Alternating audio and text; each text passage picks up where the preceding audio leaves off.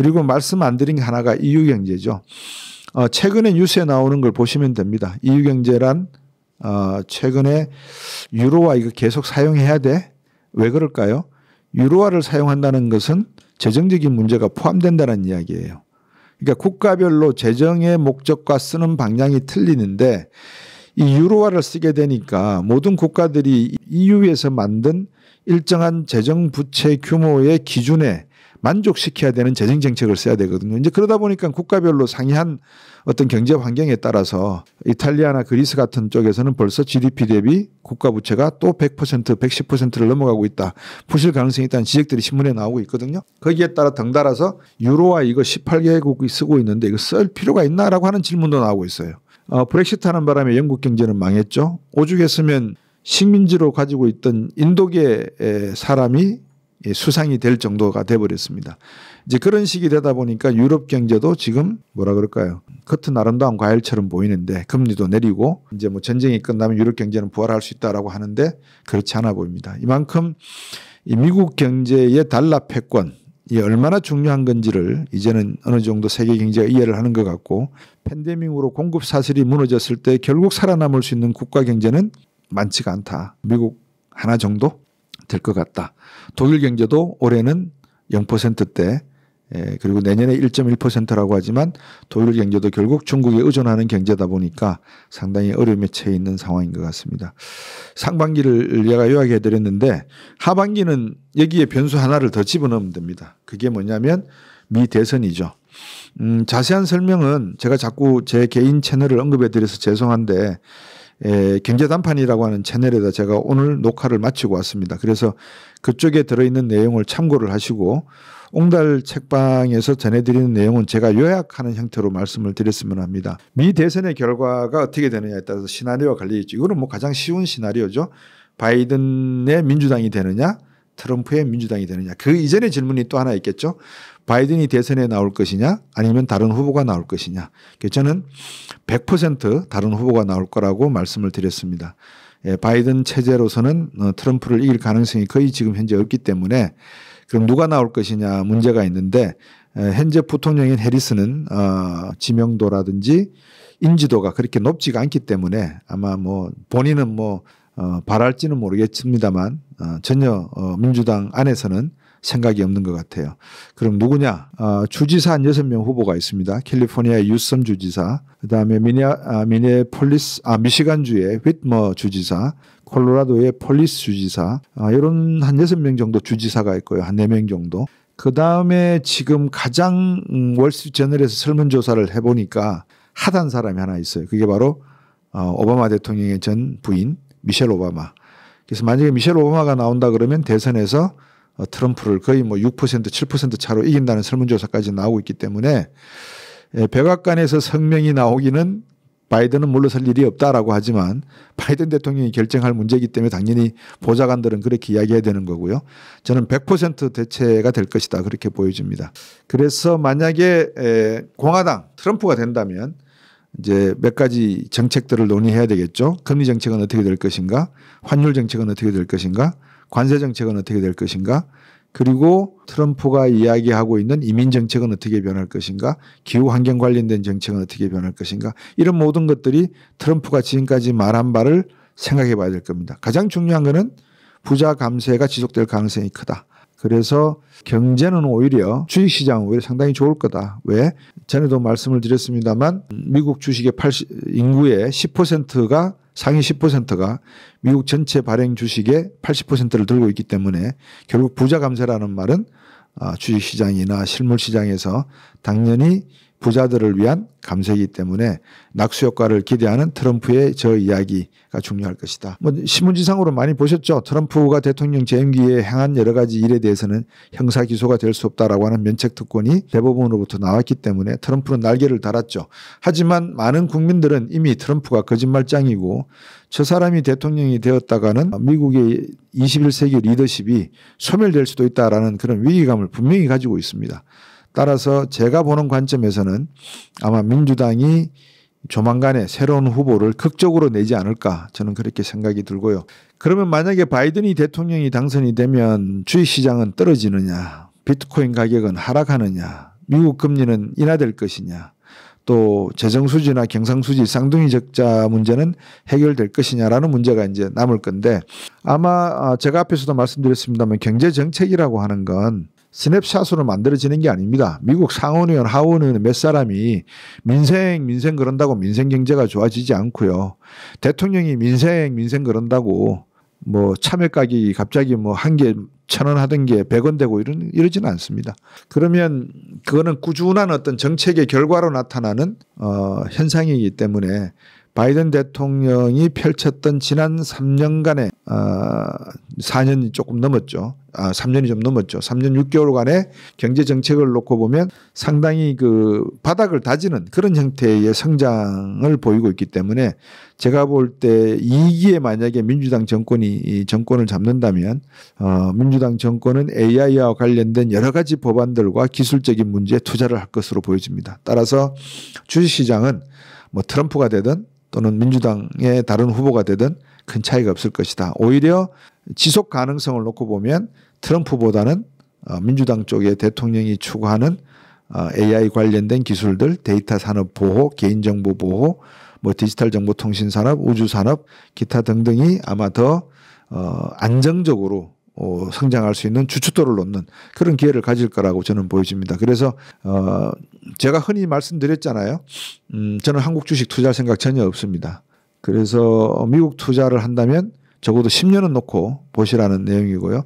그거는 제가 이번에 출간된 책 자본주의의 적은 자본주의다라고 하는 책을 보시면 그 안에도 나와 있습니다. 제가 책 소개를 잠깐 나중에 해드리겠지만 그 내용을 보시면 미국의 애플, 아마존, 구글, 그다음에 메타, 옛날에 페이스북이죠. 이런 업체들이 시장에 공개 IPO를 했을 때 만약에 내가 1,000만 원치만 투자를 해서 사놓았다면 지금은 30년이 지난 지금은 얼마쯤 됐을까 계산해 봤거든요. 제가 유상증자, 무상증자 다 포함해서. 그러니까 최고로 많이 상승한 주가의 경우에는 1,000만 원이 66억이 되어 있습니다.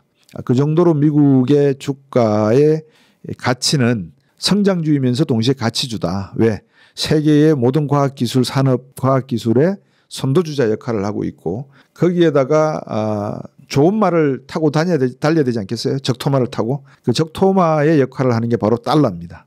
미국 기축통화 달러화가 신금융자본주의 시대에서도 여전히 힘을 갖고 있기 때문에 하반기에 어느 대통령이 되냐에 따라서 단기적으로 반짝하느냐 아니면 중장기적으로 지속 안정 성장을 하느냐의 면을 놓고 보면 후자는 민주당 쪽이고 전자는 공화당 쪽이 될 가능성이 크다. 오히려 트럼프가 대통령이 되면 2025년부터는 좀 어려울 수도 있을 것 같아요. 왜냐하면 이번에 금리를 떨어뜨리게 되면 어느 정도 장단기 금리 차가 이제 역전 현상이 바로 잡을 수도 있는데 경제학 통계에서 장단기 금리 차가 역전이 일어나는 해부터 시작해서 1년 뒤에는 경기 둔화가 온다 그랬거든요. 그래서 저는 올해 만약에 경기 둔화가 왔었으면 왜냐하면 2023년 1월 달부터 장단기 금리 역차가 발생했기 때문에 그랬으면 좀 내년부터는 경기가 좀 상승세를 타겠거니 했는데 올해도 여전히 장단기 금리 역차가 역전 현상이 지속이 되고 있어요. 그러다 보니까 2025년이 오히려 제가 예측했던 거와는 다르게 경기가 좀 둔화될 가능성이 커 보인다. 이렇게 이해를 해 주시면 될 것 같습니다. 그래서 이제 제가 드린 말씀을 요약해 드리면 세계 경제 하반기의 모습은 앞에서 보여드렸던 상반기 경제의 모습을 이어가되 한 가지 중요한 변수는 민주당이냐 공화당이냐. 여기에 선택지가 달려있고 제가 보는 관점에서는 민주당의 대통령 후보가 당선될 가능성이 높다라는 말씀이고 그 이유는 제가 뭐 여러 채널에서 말씀을 드렸습니다. 첫 번째, 미국 중산층과 일반 서민들의 지식 수준이 즉 다시 말하면 국민의 품격이 트럼프와 같은 거짓말쟁이를 의식적으로 지지할 사람은 별로 없다. 무의식적으로 다 저 사람이 되면 큰일 나겠다라고 생각하는 사람들이 많다는 점이 첫 번째고요. 두 번째는 바이든 대통령이 연로하고 이번 토론에서도 봤습니다만 성공하지 못했지만 제대로 된 부통령 후보를 내거나 아니면 러닝메이트가 될 부통령이 바이든 대통령을 대체하는 대선 후보로 나올 경우에는 인지도가 있는 미셸 오바마와 같은 제가 볼 때는 민주당이 정권을 재탈환할 그러니까 재창출할 그럴 가능성이 높아 보인다라는 생각입니다. 세 번째는 원래 그 트럼프 대통령의 거짓말 또는 트럼프 대통령의 도덕적 윤리적인 이슈였는데 워낙 서구 사회에서는 개인적인 뭐 사생활의 이탈 문제는 중요한 이슈로 다루고 있는 것 같지 않아서 그거는 열외로 놓도록 하겠습니다. 하지만 중요한 거는 바로 그 점이 말은 하지 않지만 많은 국민들 사이에 도덕과 윤리적인 측면에서 저 사람은 신뢰할 수 없었다. 이런 내용이 들어가기 때문에 들어가는 것 같습니다. 자, 만약에 그래서 이제 대선의 결과 바이든 대통령계의 민주당 후보가 들어선다고 하면 미국 금리는 아마 떨어질 가능성이 높다고 판단한 분들이 많은 것 같아요. 올해 9월 달에 한번 떨어질 거다 생각하는 분들이 많은데 저는 학자로서 말씀을 드리면 떨어뜨릴 수가 없습니다. 만약에 제가 연준 의장이라 그러면 저는 안 떨어뜨립니다. 왜냐하면 소비자 물가 가치가 2.0이잖아요. 실업률이 지금 3.4에서 4.0 사이로 오가고 있거든요. 그런데 어떻게 금리를 떨어뜨리죠? 경제가 강한데. 그래서 저는 금리를 올리지는 못할 망정 금리를 떨어뜨리지는 못한다. 제 경제학자적인 소신이고요. 그럼에도 불구하고 경제를 어느 정도 2025년부터 둔화될 거니까 선제적으로 금리를 떨어뜨리는 게 좋을 것이다. 그러면 금리가 떨어지면 달러는 약세로 전환되지 않을까 라고 생각하는 것은 순진무구한 생각이다라는 말씀을 드리겠습니다. 왜냐하면 세계 경제 중에서 제대로 된 경제, 제대로 가는 경제는 지금 미국 경제밖에 없다는 말씀 앞에서 드렸잖아요. 그럼 지금 달러와 인덱스가 110도 아니에요. 105에서 106 왔다 갔다 하고 있는데 그럼에도 불구하고 1달러에 160엔 뭐 8엔 가니 많이 그러고 있잖아요. 근데 그런 와중인데 뭐 달러와 금리 내려간다고 달러가 약세가 된다? 아니에요. 미국 경제가 강하기 때문에 달러가 강한 거예요. 그러니까 금리하고 달러하고 그런 도식으로 보시면 실패할 가능성이 커 보인다라는 말씀을 앞에서 드렸던 거고, 그 제가 지금 뭐 옹달 책방에서 나오던 제 개인적인 채널에서 말씀을 드리던 금리, 환율, 물가, 실업률은 다 한 묶음이에요. 이거를 따로 떼서 보시면 절대 안 됩니다. 그리고 대통령의 정책이라고 하는 게 바이든이 들어선다고 해서 강달러가 약달러 되고 약달러가 강달러 되는 게 아니에요. 또 트럼프가 된다고 해서 그렇게 되는 게 아니에요. 미국은 철저하게 자기 국가의 이해관계를 놓고 따지기 때문에 바이든이 되건 트럼프가 되든 강달러가 필요하면 강달러로 가는 거예요. 금리를 낮춰도 강달러로 가는 거예요. 방법이 없지 않냐고. 왜 없어요? 많죠. 채권 시장도 있죠. 주식 시장도 있죠. 금리가 떨어진다 하더라도 달러에 대한 안전자산으로서의 가치를 인정받을 수 있는 효과는 엄청나게 많습니다. 그런 점에서 놓고 보면 여러분들께서 자꾸 뭐 경제 전문가들이 나오셔가지고 뭐 그분들을 무시하는 말씀이 아니라 달러 이야기하고 금리 이야기하고 환율 이야기하고 물가 이야기하고 실업률 이야기하고 따로 이야기하시는 거는 아마 그분들이 한꺼번에 쭉 연결해서 말씀드리는 거를 잘라서 말씀드리는 걸 거예요. 그러니까 이걸 읽으십시오. 결코 그거를 경제라는 거를 그렇게 스타카토식으로 이해하셨다가는 안 됩니다. 그래서 제가 주식시장까지 말씀을 드렸잖아요. 그러니까 강달러가 지속되니까 미국 주식시장은 좋다라는 말씀을 드렸는데 바이든이 대통령이 되면 지속적으로 계속 중장기적으로 좋아질 거다. 왜? 바닥을 다지면서 가니까. 트럼프가 되면 들쭉날쭉 할 거다. 뛰었다가 깔아앉았다가 뛰었다가 깔아앉았다가 그럴 것이다 라는 말씀을 드렸죠. 물론 트럼프 대통령이 전 임기 동안에 다우 지수가 24,000 정도 하던 게 35,000까지 치고 올라갔었습니다. 그때 제가 던져드렸던 질문이 그거예요. 아니 팬데믹 기간 동안에 도대체 미국 경제가 뭐가 나아졌길래 이렇게 주가가 올라갈 이유가 어디에 있습니까? 라고 여쭤봤잖아요. 그러면 지금 여러분들 JP 모간 체이스의 다이먼 회장이나 그다음에 갑자기 이름이 생각했는데 다렌인가 하는 저 미국 주요 경제 전문가가 있는데 뭐 일부에서 그분뿐만 아니라 많은 분들이 앞으로 주가가 폭락할 가능성을 이야기한단 말이에요. 90%까지 폭락 이야기예요. 미국 대공황 수준까지 이야기하는 사람들도 있어요. 그러니까 제가 말씀드렸잖아요. 트럼프 때 이렇게 올라갔던 게 푹 떨어진다니까요. 왜? 거기에 버블이 끼어 있으니까요. 뭐 나아진 게 없잖아요. 미국 기업들의 수익률이 올라갔다고 하는데 제조업이 아니잖아요. 그죠? 서비스업이잖아요. 이제 그런 점을 놓고 보면 앞에서 말씀드렸지만 미국이 달러화가 강세로 가는 이유는 신산업 개발과 신과학 기술 개발하는데 투자 자금이 계속 몰려 들어가고 있고 그 기업들이 성장을 하고 있다는 의미가 되죠. 그러니까 미리 반영하는 기대 수익을 반영하는 게 주식시장 아니에요.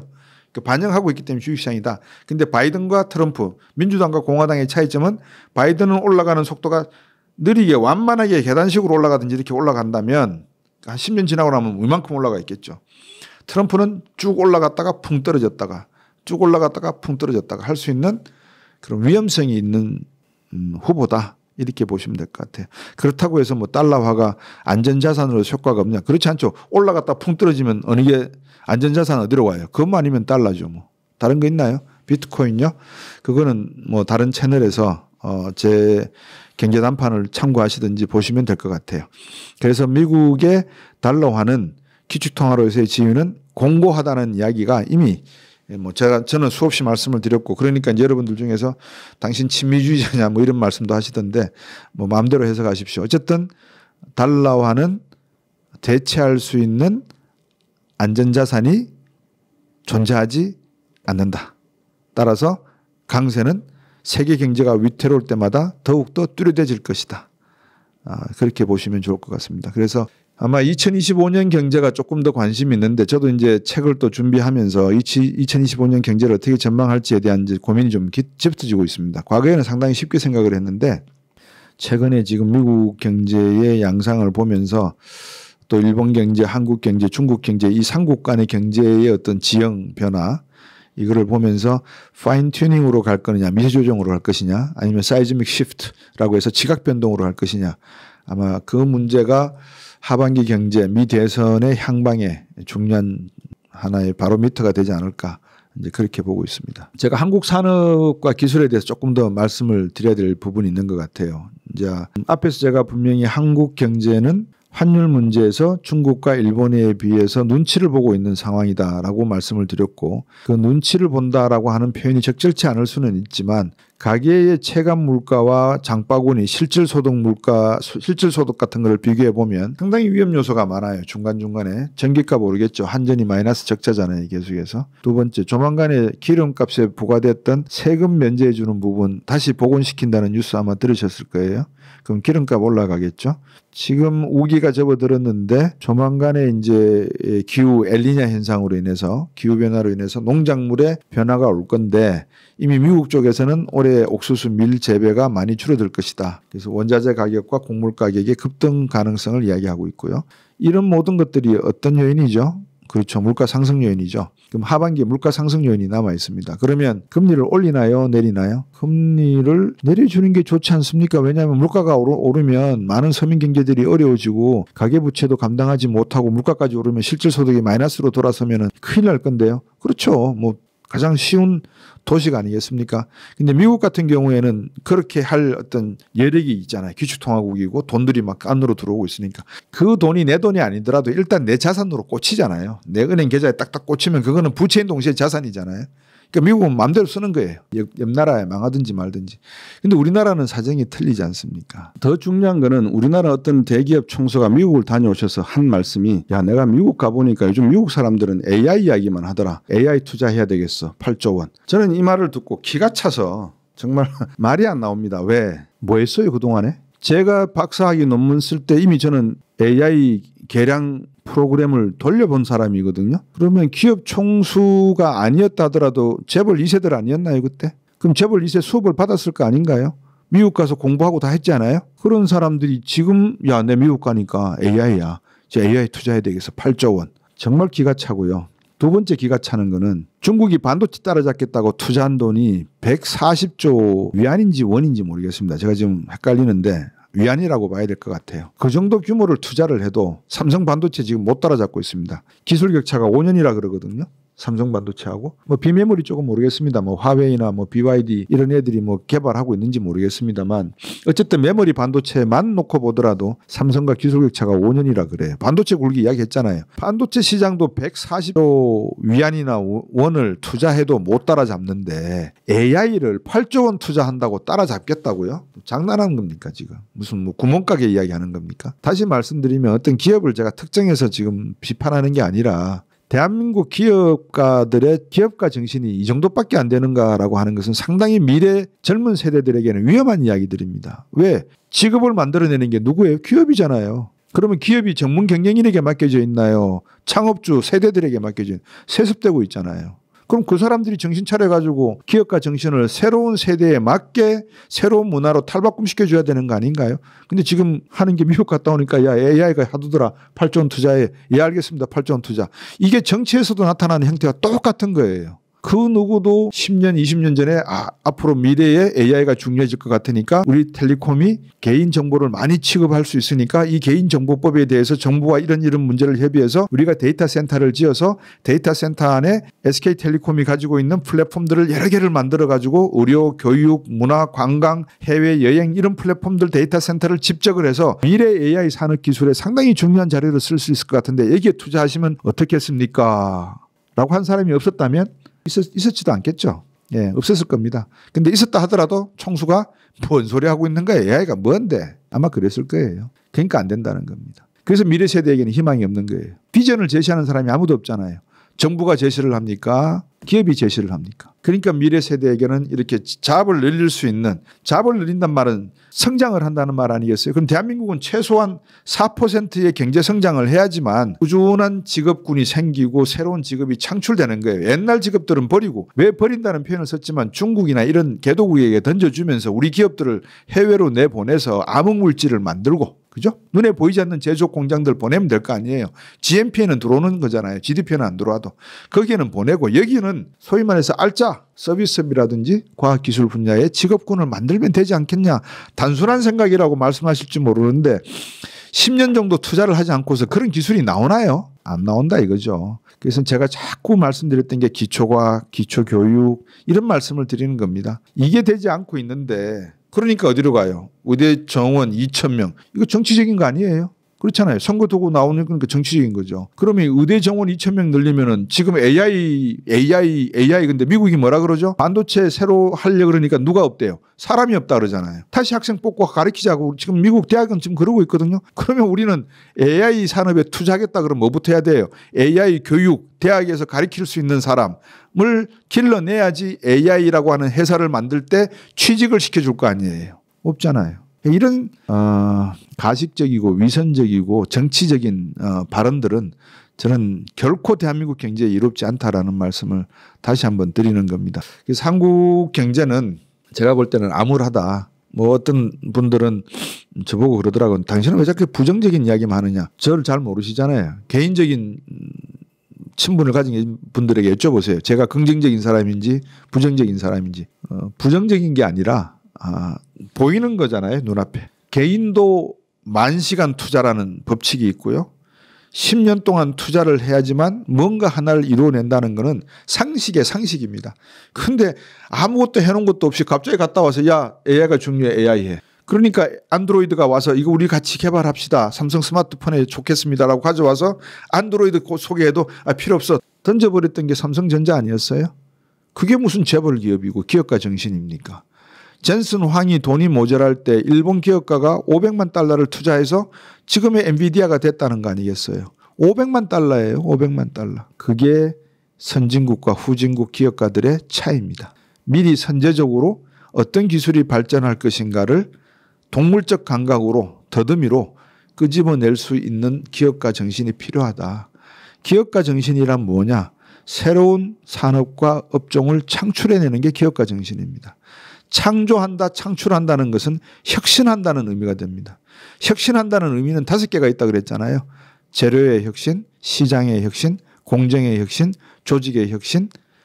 한 가지가 되는데 생각이 안 나네요. 예, 그런 5가지의 형태의 혁신을 말하는 겁니다. 그게 슈페트의 창조적 파괴의 혁신을 말하는 겁니다. 우리는 대한민국은 그동안 30년 동안 산업과 기술 발전에는 등한시해왔다. 눈 감고 60년대 이후에 이루어왔던 경제성장의 열매 따먹기에 바빴다. 사과나무에 수만 개의 사과가 열렸기 때문에 그동안에는 그 사과를 서로 따먹으려 해도 충분히 남았기 때문에 어느 정도 여유가 있었지만 이제 사과도 수령이 다 가다 보니까 맺히는 열매 수도 줄어들고 있다. 더군다나 사람들이 올라타고 가지 뿌르고 짓밟고 하다 보니까 그 사과나무에 사과가 열리는 개수는 점점 더 희박해진다. 밑에서 바라보고 있는 사람들 중에는 등 돌리고 다른 쪽으로 떠나는 사람들도 많더라. 그런 모습들이 출산율이 0.7%, 양극화의 문제 심각함 이런 이야기로 이어지고 있다라고 저는 봅니다. 그래서 경제학이 발전하려면 경제학만 가지고는 안 됩니다. 철학과 인문학과 역사학과, 사회학과, 심리학 이런 모든 사회과학, 인문과학이 동시에 발전을 해야 되는 거고요. 자본주의가 발전하려 그러면 이런 인문사회과학의 발전이 과학기술의 발전의 산업화 또는 상업화에 이어져서 연결이 되어서 합리화, 효율화, 정의화로 이어지는 과정이 존재해야 됩니다. 그래서 그런 부분을 한번 제가 고민을 했었고 뒤에서 말씀을 드리겠습니다만 이번 자본주의의 적은 자본주의다라고 하는 책이 나온 배경도 바로 거기에 있다 이렇게 말씀을 드리겠습니다. 자본주의의 적은 자본주의에 대해서는 제가 이제 커피 한 잔 마시고 얘기하겠습니다. 자, 이제 제가 쓴 자본주의의 적은 자본주의다라고 하는 이제 책에 대해서 제가 조금 설명을 드리고 이걸 쓰게 된 동기부터 말씀을 드리는 게 순서일 것 같아요. 시중에 책방을 가도 저도 책을 많이 쓴 사람 중에 한 사람입니다만 딱히 그렇게 읽을 만한 책이 없어요. 다시 말하면 부동산 경매, 정권 투자 이렇게 하면 성공한다. 암호화폐 어쩌고 저쩌고 배터리 이렇게 투자해라. 하여튼 시중에 나와 있는 경제 관련된 서적 이걸 경제라고 표현하기가 참 민망한데 경제라고 하는 것은 하나의 철학적 개념을 담고 있습니다. 소위 말해서 여러분들 주변에 경제학을 전공한 사람과 경영학을 전공한 사람 제가 이걸 이렇게 말씀드리면 오해하실 수가 있는데 약간 인식의 차이가 존재를 합니다. 2008년도 서프라임 모기지 사태의 주범은 월가에서 CDO 시장과 ABS 시장을 가지고 장난을 치던 수학과 출신들과 물리학과 출신들 그리고 이공계 출신들의 알고리즘 소프트웨어 디자이너들이었습니다. 다시 말하면 경제적인 측면에서는 이런 거죠. 제가 주변에 지인분들 몇 분 예를 들어드리면 그게 일반화될 수 있는 건 아닙니다만 경영을 전공한 사람과 경제를 전공한 사람의 차이를 말씀을 드리면 잘못하면 또 경영학 하신 분들이 오해하실 수가 있어서 경제를 한 사람들은 사회에서 하지 마라 하는 건 잘 못합니다. 다시 말하면 좀 모범생에 가깝다 그럴까요? 좀 꼰대 기질이 강해요. 보수적이고. 근데 전공을 딱 보셔가지고 경영학 전공하시는 분들은 상당히 현실주의고 실질주의고 실존주의적입니다. 그러니까 경제학 쪽은 이상주의적이고 사회주의적이고 조금 더 보수적이라고 한다면 경영학 쪽은 현실이고 실질이고 논리적입니다. 그러니까 경영학 전공한 사람들은 어느 의사가 그런 말을 하더라고요. 여러분들 TV에 자주 보는 사람인데 아담 스미스의 국보론을 펼치면 그 첫 장에 이런 말이 나온다. 아침에 빵쟁이가 빵을 만드는 이유는 많은 사람들에게 아침밥을 제공하기 위해서 자비를 베푸는 것이 아니라 돈을 벌기 위함이다. 그러니까 의사인 나에게 의사로서의 생명을 구하는 자비를 기대하지 말라. 나는 돈 벌기 위해서 의사를 한다. 갈로 열고 갈로 닫고. 이게 경영학적인 마인드입니다. 근데 아담 스미스가 국보론을 썼지만 그 국보론에서 쓴 아침에 빵을 만드는 이유가 돈을 벌기 위한 것이다라는 것은 쉬운 설명이지만 그 안에는 수많은 어떤 철학적인 배경이 들어있다 이렇게 저는 이야기 드릴게요. 그 중에 하나가 이제 여러분 잘 아시는 벤담의 공리주의도 들어오고 실증주의 이야기도 있고 저 고대 그리스까지 로마까지 내려가면 아리스토, 소크라테스, 플라톤 철학까지 막 나오지 않습니까? 한번 그런 생각을 하면서 제가 이제 경제학을 공부를 했는데 이런 방송에 나와서 많은 시청자분들에게 충분한 시간이 없잖아요. 여러분들이 제 일기장을 다 들여다볼 시간이 없잖아요. 이 방송을 통해서만 보실 뿐인데 오늘 어느 정도 제가 이 책을 쓴 배경을 말씀을 드리는 이유가 왜 경제할까? 사람들이 왜 경제를 할까? 그걸 또 왜 경제라고 부를까? 경영이라고 불러버리면 차라리 더 실질적이고 현실적일 건데 경영 그러지 왜 경제 그럴까? 경제 그러니까 누구나 이 사람 저 사람 다 뛰어들어서 이야기하거든요. 법 전공한 사람도 법경제라는 과목이 있습니다. 시카고 대학에서 만들었습니다. 법경제라는 과목도 있지만 법을 전공한 사람도 경제 이야기하고 정책 전공한 사람도 경제, 철학한 진 교수도 예를 들어서 경제 이야기를 하고 누구나 다 경제 이야기를 해요. 왜? 경제 활동을 하니까. 그걸 경영 활동이라 그랬으면 경영학이라 그럴 건데 경제 활동을 하니까. 근데 그거를 경세 재민을 줄여서 경제라고 했다라고 표현을 하지만 이 경제 활동이 일어난 가장 근본적인 원인이 어디 있을까 한번 여러분들 고민해 보신 적이 있는지 모르겠습니다. 제가 생각해 볼 건데 이거 한번 정리를 해야 되겠다. 도대체 왜 인류가 경제라는 활동을 하게 되었을까?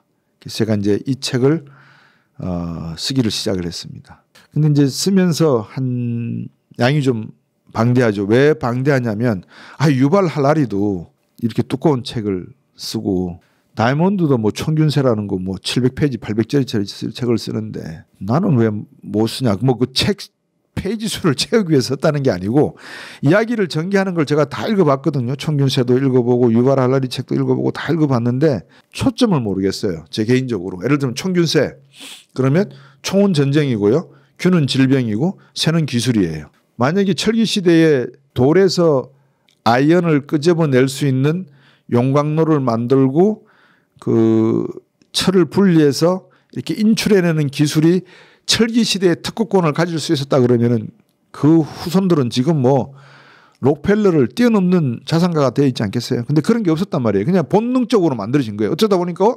청동기를 돌 속에서 청동을 끄집어내다 보니까 이 기술을 조금 더 용광 기술을 늘리다 보면 철기가 나오지 않을까? 그럼 철, 금 뭐 이런 게 다 나오겠죠.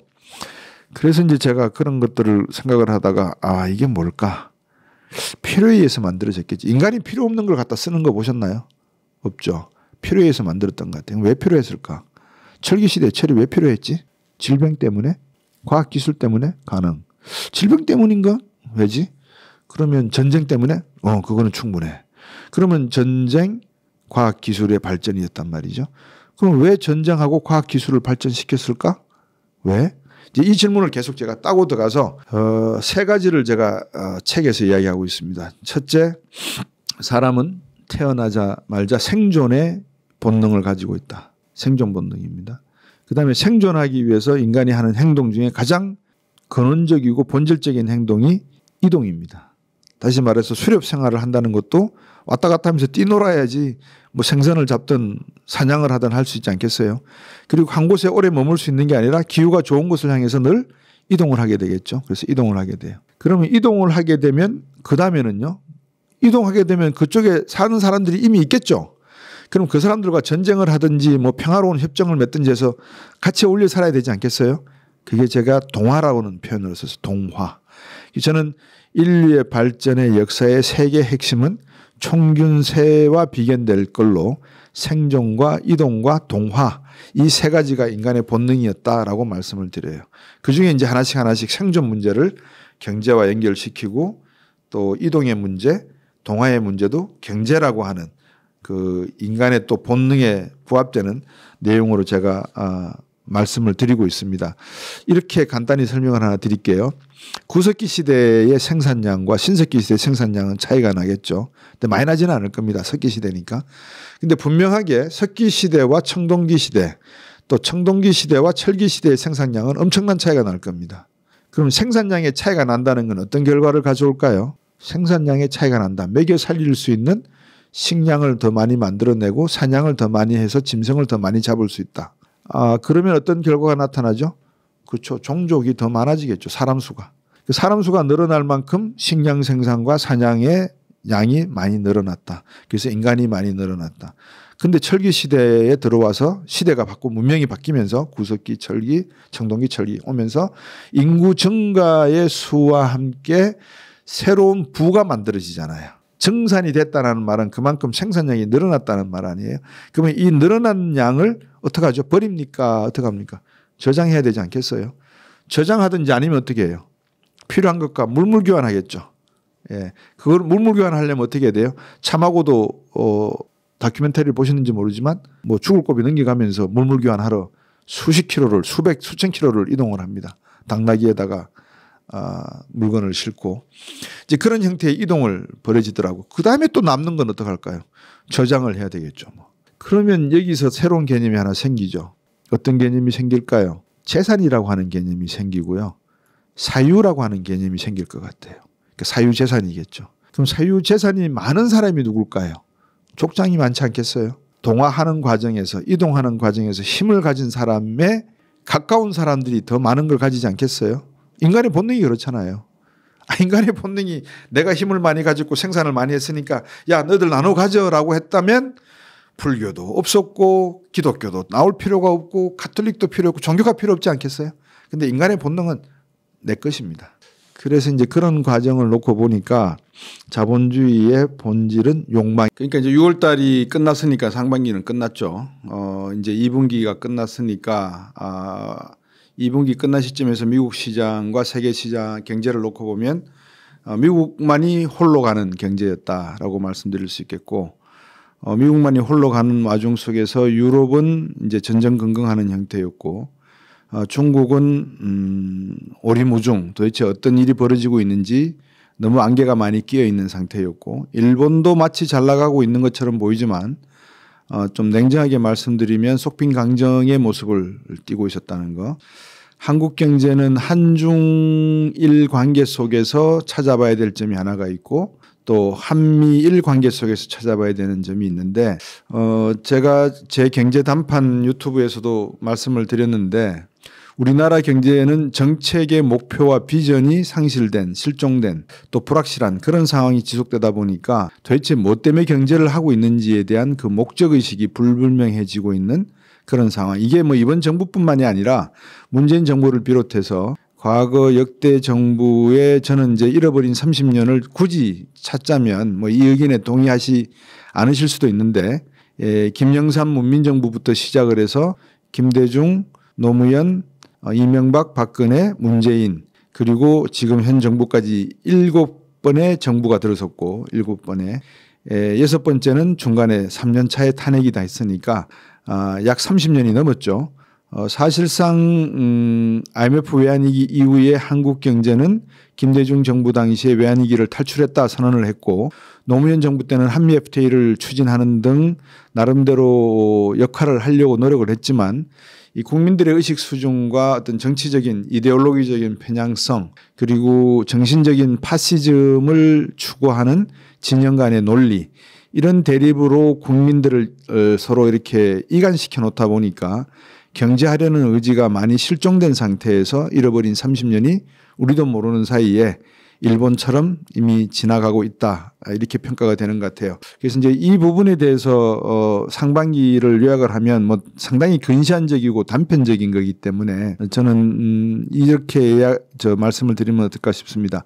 1년 내내 산업 기술적인 측면에서는 AI가 화두로 떠올랐었고, 그리고 미국 연준의 금리 정책의 향방을 가지고 뭐 6번 금리 인하할 것이다, 3번 할 것이다, 뭐 한두 번 할 것이다라고 하는 의견들이 여러분이 잘 아시는 월가에서 나왔었다는 것, 그리고 미국의 많은 연은 총재들과 경제학자들 사이에서도 의견이 분분했다는 것, 그 와중에 미국의 소비시장과 노동시장이 상당히 강세였다는 것, 이 점들을 아마 눈여겨보셔야 될 것 같고, S&P 500도 그렇고 나스닥과 다우지수가 모두가 다 20% 이상 상승하는 그런 모습을 보이면서 미국 경제는 홀로 서기 하는 것처럼 보였지만, 과연 그 속내는 어떤 건지 이제 들여다봐야 되는 시점에 왔다.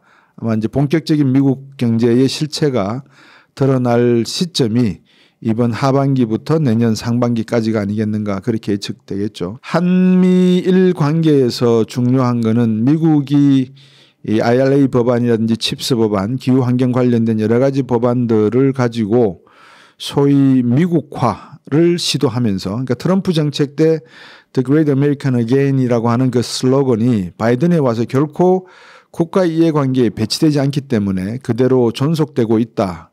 그래서 배터리라든지 로봇이라든지 반도체라든지 AI라든지 모든 인프라와 데이터 관련된 산업들이 미국 내로 지금 끌려 들어오고 있는 그런 상황. 그런 상황 속에서는 겉으로는 미국 달러화가 강세를 보이고 있고 미국 금리가 높기 때문에 당연히 자금 역시 미국 안으로 들어오고 있는 그런 상황.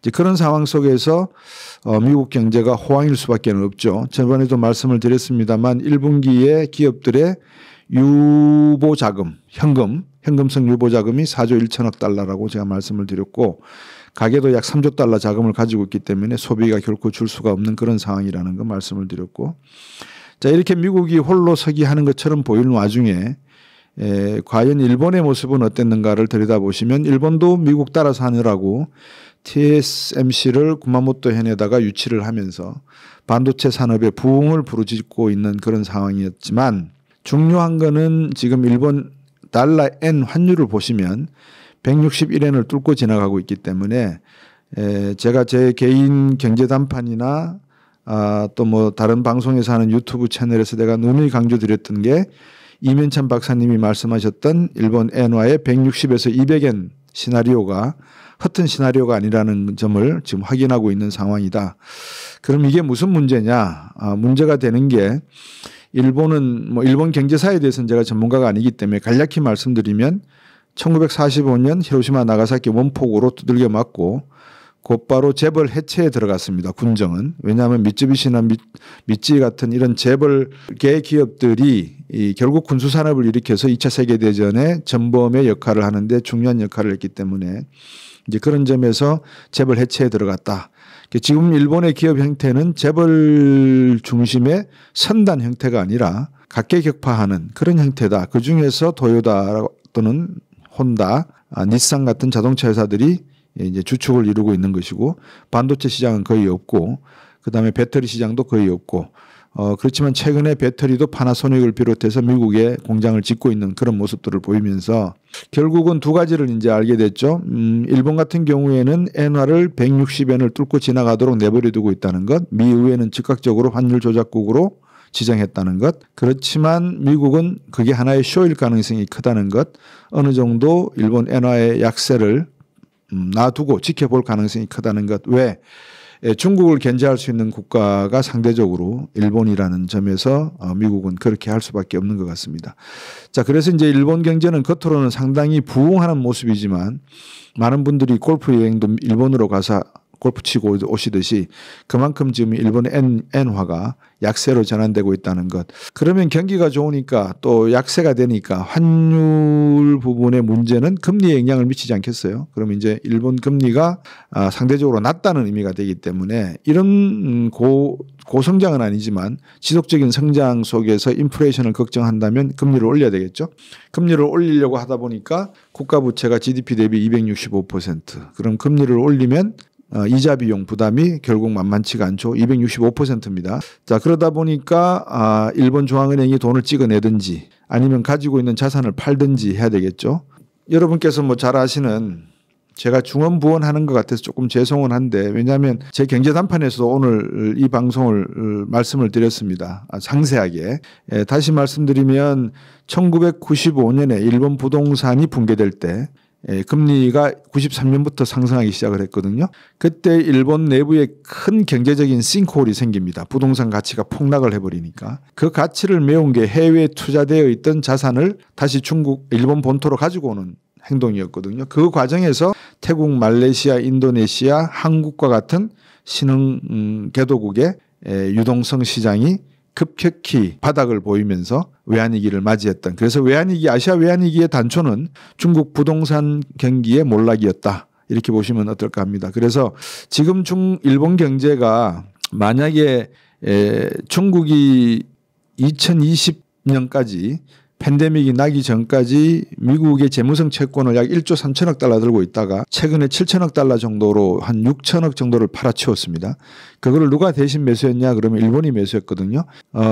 실리콘밸리 은행 사태 기억나시죠? 재무성 채권이 안전자산이라 생각하고 많은 미국의 은행들이, 지역은행들이 재무성 채권을 샀는데 금리가 오르면서 채권 가격이 폭락을 해버리니까 결국 환전을 해도 옛날 돈으로 받지를 못하잖아요. 그래서 이제 은행들이 뱅크런 사태를 직면하게 된 것. 똑같은 상황이 일본에서 벌어질 수가 있다는 것을 생각해 보시면 아실 겁니다. 그래서 일본 경제는 어떤 면에서 보면 거의 빚 좋은 개살구 형태일 수도 있다. 제가 뭐 일본을 디스하고 싶어서 디스하는 게 아니라 경제적인 관점에서 냉정하게 본다면 일본은 또 다른 하나의 위기를 잉태하고 있는 그런 가능성이 있어 보입니다. 중국을 말씀을 드리면 중국은 지금 양펀치를 맞고 있죠. 미국으로부터 관세, 유럽으로부터 관세, 보복 관세죠. 뭐 상계 관세라고 해야 되겠습니다. 그리고 지금 중국 위안화는 환율이 달러당 7.3위엔 정도 가고 있고, 제가 옹달 책방은 아닌 것 같은데 제 경제 단판 유튜브 채널에서 몇 개월 전에, 작년인 걸로 제가 기억이 납니다. 판공승이라고 하는 중앙은행 인민은행 총재를 임명한 것은 그 사람은 금리 전문가가 아니다. 외환 전문가다. 다시 말하면 중국은 외환위기 가능성에 대한 경계감을 늦출 생각이 없는 것 같다. 그래서 자산도 일찍 국채도 재무성 채권도 팔았다 이 말씀을 드리는 거고요. 금도 많이 사모았고요. 그러니까 이제 미국과 유럽 쪽에서 전기자동차나 이런 중국산 제품에 대한 상계 관세 보조금을 지급해가지고 싸게 막 갖다 파니까 거기에 따른 상계시킬 수 있는 관세 율로 25%를 미국에 트럼프 대통령이 매겼고 최근에는 전기자동차에 100% 때리겠다고 이야기를 하고 있고 이제 이런 와중이기 때문에 중국으로서는 라스트 리조트라고 할 수 있죠. 최후의 보루 뭐냐 판공승의 특기 즉 환율을 8위엔대로 급등시키면서 즉 위안화를 절하시키면서 수출 가격 경쟁력을 일본과 한번 맞서겠다라는 겁니다. 일본도 엔화가 떨어지니까 가치가 떨어지고 만약에 중국에 대한 그런 관세 보복이 이어진다면 중국 정부로서도 그럴 가능성이 있다는 거죠. 그러면 이제 문제는 한국 정부가 되겠죠. 우리나라 경제입니다. 한국 경제. 지금 환율이 원달러 환율이 달러당 1380원, 60원 뭐 그 사이 밴드에서 왔다 갔다 하는데 60원 본 지도 오래됐네요. 1380원, 뭐 1400원 거의 육박을 하는데 일본 위안화가 160엔을 넘어서고 있고 중국 위안화가 7.3위엔을 넘어간다면 수출 가격 경쟁력 면에서 한국 제품은 그렇게 큰 메리트가 없을 겁니다. 왜냐하면 우리나라는 일본이 중가부터 중고가의 제품을 생산해서 수출을 하고 있고 중국은 중가에서 중저가 제품을 만들어서 판매하고 있고 우리는 중중가에서 중고가 사이의 제품을 만들어서 판매하고 있으니까 우리의 실상 경쟁 상대, 수출 경쟁 상대는 일본이라고 해야 되겠죠. 근데 그 일본의 엔화가 저렇게 지금 약세로 가고 있는데 우리는 1,400원 가도록 놔두지를 못하고 있는 상황은 뭘까? 이제 이게 고민인 거죠. 1,400원으로 가게 되면 대한민국 경제는 상당히 위험해질 가능성이 있어 보입니다. 부동산 시장 PF 부실 대출 문제는 경제 내적인 문제니까 차치하고 수출적인 측면에서 놓고 보세요. 일본과 중국의 가격 경쟁력을 능가하지 못하겠죠. 그러다 보면 이제 경상수지 무역수지 측면에서 상당히 마이너스를 기록할 가능성이 크다. 그러면 환율을 마구 내리면 그러니까 환율 가치를 마구 내리면 즉 원화를 절하하면 좋으냐 1,400원 1,500원 가게 놔두는 게 좋으냐 수입 물가가 상당히 올라가겠죠. 그러면 지금 뭐 아파트나 또는 건물 짓는데 평당 건축비가 4,500만 원을 넘어간다. 건자재 값이 다 올랐기 때문에 이런 이야기들이 들어오고 석유 가격이 이제 올라갈 것이고 세금의 혜택을 받던 부분이 정부가 처리하게 함으로써 이제 유가도 상승할 수 있고 뭐 다 아시다시피 9월 이후에 국제 곡물 시장 가격에 큰 변화가 올 가능성이 높다라는 예측이 나오고 있기 때문에 우리의 농수산물 가격도 상당히 요동칠 가능성이 크고 한국전력의 전기값 인상 부분도 아마 고민할 것이고 기타 등등 물가가 올라갈 압력이 너무나 큽니다. 근데 정부는 계속해서 2%대 초반의 물가를 잡고 있다라는 이야기를 하고 있으니까 이게 제대로 된 이야기인지 아니면 심리적인 안정을 위해서 국민들을 상당히 좀 이렇게 안정시켜드리기 위한 정부의 대책인지 고육지책인지 모르겠습니다만 하여튼 우리나라 경제는 안팎으로 여러 가지 의미로 시달리고 있는 그런 경제였다. 상반기 동안에. 그래서 이제 많은 분들이 미국이 빨리 금리를 내려줘야 우리 한국은행도 금리를 내리고 금리를 내려야 부동산 담보대출 문제도 어느 정도 해결이 되고 뭐 기타 등등 이야기를 계속 하시는 것 같아요. 근데 최근에 발표된 두 가지 대척점의 정책들이 있어요. 하나는 정부가 주택 임대차 이자율을 주택담보대출 이자율이죠. 2%대 중반으로 처리하겠다라는 발표가 있었습니다. 또 한쪽은 25만 원씩 국민들에게 퍼주겠다고 이야기를 하고 있습니다. 이제 이 두 가지를 놓고 제가 말씀을 드리면 25만 원을 왜 주죠? 그리고 그 돈은 어디서 나죠? 정부가 치약 팔고 비누 팔고 냄비 그릇 팔아가지고 번 돈입니까? 아니면은 국민들로부터 세금을 걷어서 주는 돈입니까? 후자 아니겠어요? 그러면 그거는 가불이죠. 밑장 빼서 윗장 공구는 거죠. 지금은 괜찮을지 모르지만 차후에 누군가는 갚아야 될 돈 아니겠어요? 그렇게 쉽게 국민의 호주머니에서 돈을 끄집어내서 마치 눈 가리고 앙하듯이 막 퍼준다는 이야기하는 자체는 어떻게 보면 수권 능력이 있는지에 대한 의심이 가는 정도로 매우 위험한 발상이다라는 말씀을 드리고요. 그렇지만 또 한편으로 우리 정부가 생각하고 있는 지금의 저 금리 수준 그리고 주택담보대출을 2.5%로 낮추어서 시중금리의 주택담보대출이 4% 중반인데 2%포인트의 격차를 주는 그 배경은 또 뭔가? 이 역시 세금이에요. 무슨 말씀이냐면 시중은행으로 하여금 너들 횡재세 안 때릴 테니까 그동안 팬데믹 때 취했던 수많은 이익을 너희들끼리, 이런 표현이 좀 그렇습니다만, 사내에서 잔치를 배분 하는 거는 모르겠지만 국민들이 지금 고통스러워하니까 주택담보대출을 2% 중반 금리로 낮춰서 제공을 해라. 그게 바람직하지 않느냐. 그래야 또 내수가 살고 부동산 경기가 살지 않느냐라고 생각해서 쓰는 것이다. 그러면 이것도 눈 가리고 아웅이라는 거죠. 왜냐. 시중금리가 4.5%고 정부가 2.5%를 주면 그러면 은행은 2%포인트의 갭을 떠안아야 되는데, 질문 드릴게요. 은행 자본가들이, 이 세리들이 2% 금리 차이를 떠안을 정도로 그렇게 자비롭고 자애로운 사람들인가 하는 질문을 드리는 거예요. 아니죠. 그러면 그 2%는 누군가 또 메워줄 겁니다. 그 시중은행들에게. 누가 메울까요? 정부가. 어떻게? 세금으로.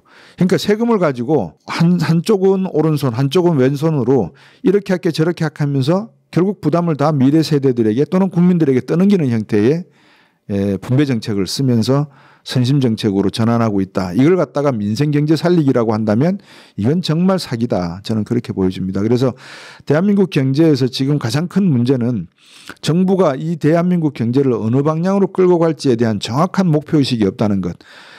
통화정책만 놓고 보더라도 한국은행, 중앙은행은 실업률과 물가 안정입니다. 정책 목표가. 그러면 우리나라 물가가 2%라면서요. 우리나라 실업률이 뭐 3점 몇 %라면서요. 그러면 금리 올릴 필요가 있나요? 금리 낮춰야죠. 근데 금리 안 낮추잖아요. 못 낮추잖아요.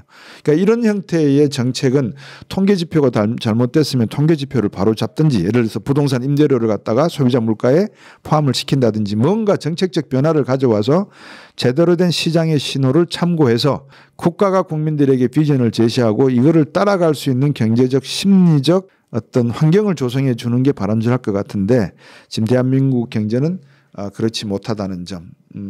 그저 눈 가리고 아웅하는 데만 급급했다는 것. 양쪽 다. 이거를 민생이라고 떠들기만 한다는 것. 민생 경제는 말이죠. 이런 이야기 하는 분들 잘 들어두십시오. 민생 경제는 적어도 10년 동안 열심히 기술 과학에 투자를 해서 새로운 세계적인 기술 개발과 과학 기술 개발을 해야지만 거기서 나오는 원천 기술과 특허 기술을 가지고 우리만의 제품을 만들어서 우리만의 커미션을 받아가면서 우리만이 제공할 수 있는 기술이 존재할 때 나오는 겁니다. 10년을 투자하지 않고서 어떻게 하루 만에 민생경제 그런다고 국회에서 떠든다고 민생경제가 나아집니까? 그런 법은 없습니다. 그래서 몽달 책방뿐만 아니라 많은 경제 관련 채널에서 나오셔서 경제 이야기하는 분들이 훌륭한 분들이 많이 계시는데 수박 거달기식으로 경제적인 지표를 가지고 해석하는 것도 매우 중요합니다. 그렇지만 좀 더 실속 있고 내속 있는 경제적인 단면을 잘라서 보여드리는 것도 중요한 것 같다. 그래서 제가 지금까지 말씀드린 걸 이야기해드리면 대한민국 상반기 경제, 세계 상반기 경제를 놓고 보면 미국 홀로 잘 나갔다.